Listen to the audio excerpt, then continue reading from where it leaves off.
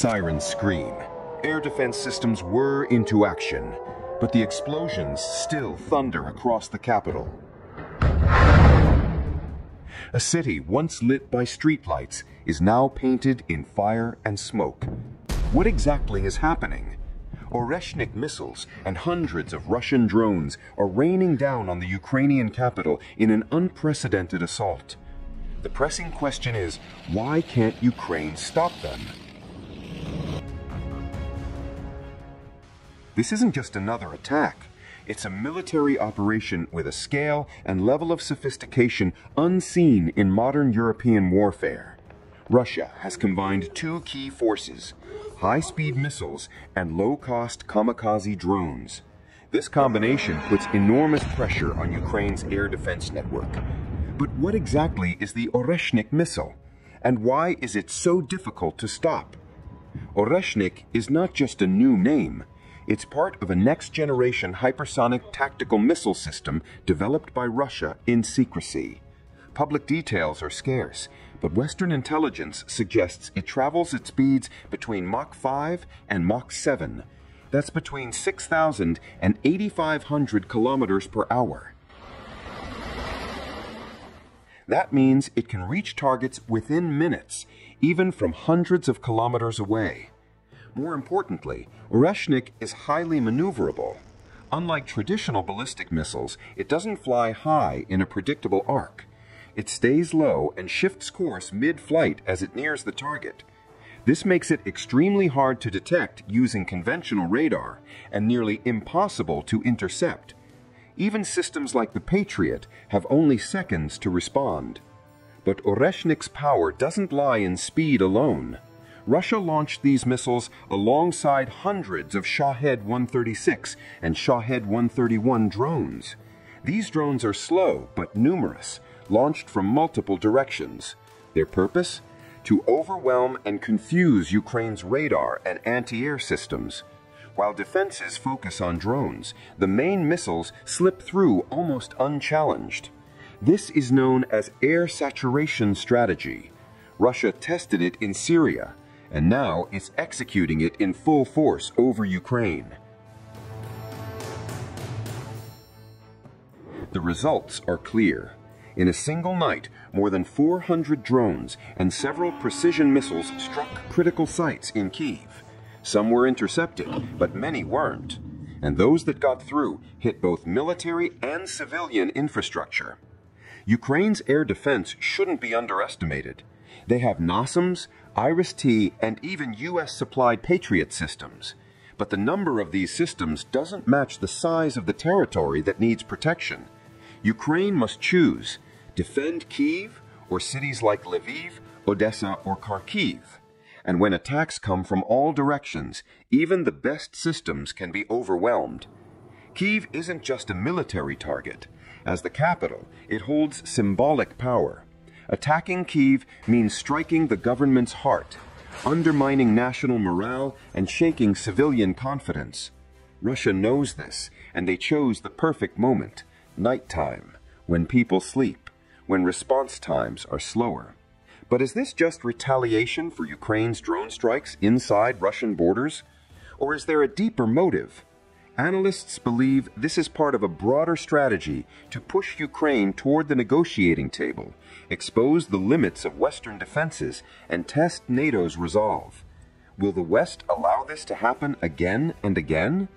So far, NATO has not issued a formal statement regarding the use of the Oreshnik missile, but intelligence sources indicate growing internal discussions. Some member states are pushing to send more air defense systems. Others are choosing to wait.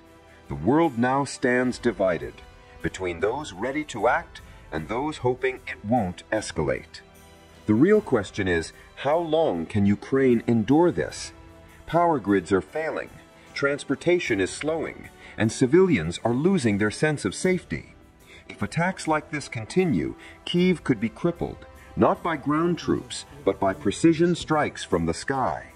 This is the face of modern warfare: silent, fast, and devastating in minutes.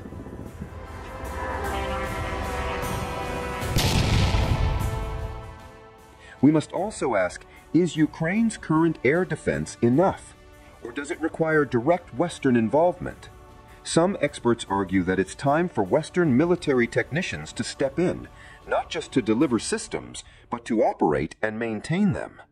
That's a high-risk move, but is it now the only viable option? If not, weapons like the Oreshnik will continue to dominate Ukraine's skies. And this isn't just about military hardware, it's about national morale. How can people continue to believe in their government if every night they're forced into bunkers? What happens if a missile hits a nuclear facility, a dam, or food storage centers? Russia is no longer playing by the old rules. It's putting technology at the center of its battlefield strategy. Oreshnik isn't just a tool of destruction. It's a tool of political leverage. It's how the Kremlin shows strength without deploying more ground forces.